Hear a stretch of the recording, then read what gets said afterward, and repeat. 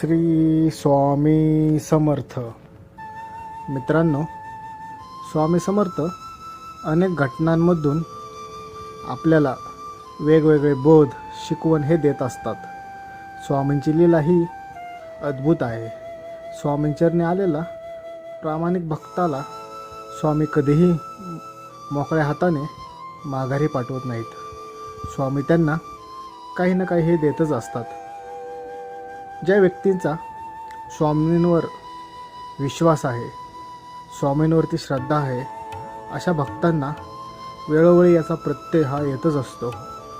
त्यांना स्वामींच्या लीलेचा अनुभव हा येत असतोच. एकदा स्वामी विश्राम करत असताना बाळप्पांना त्यांनी एक प्रश्न विचारला की भक्तीचा नेमका अर्थ काय.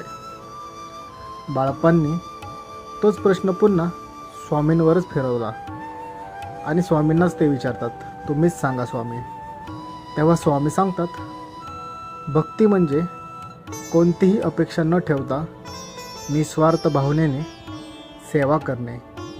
भक्ती म्हणजे आपले सर्वस्व हे ईश्वरासाठी वाहून देणे.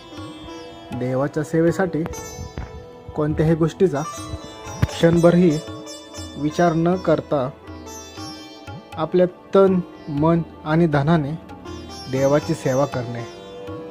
एकदा एक व्यक्ती स्वामींकडे येतो आणि स्वामींना म्हणतो, स्वामी, देवासाठी हे केले, ते केले, एवढा खर्च केला, तर देव मला का पावत नाही आहे. त्यावर स्वामी त्या व्यक्तीला उत्तर देतात.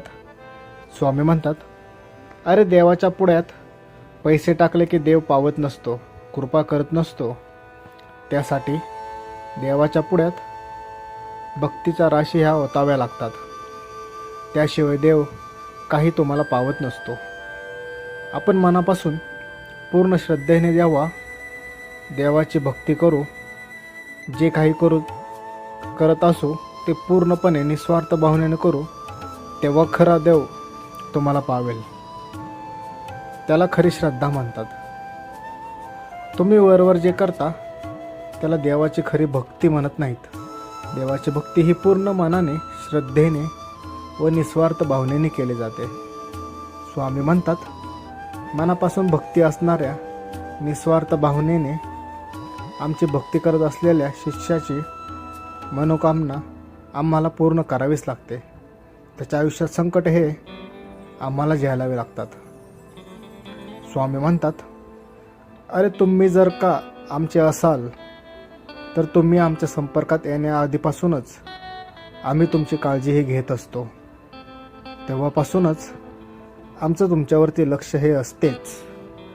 श्री स्वामी समर्थ.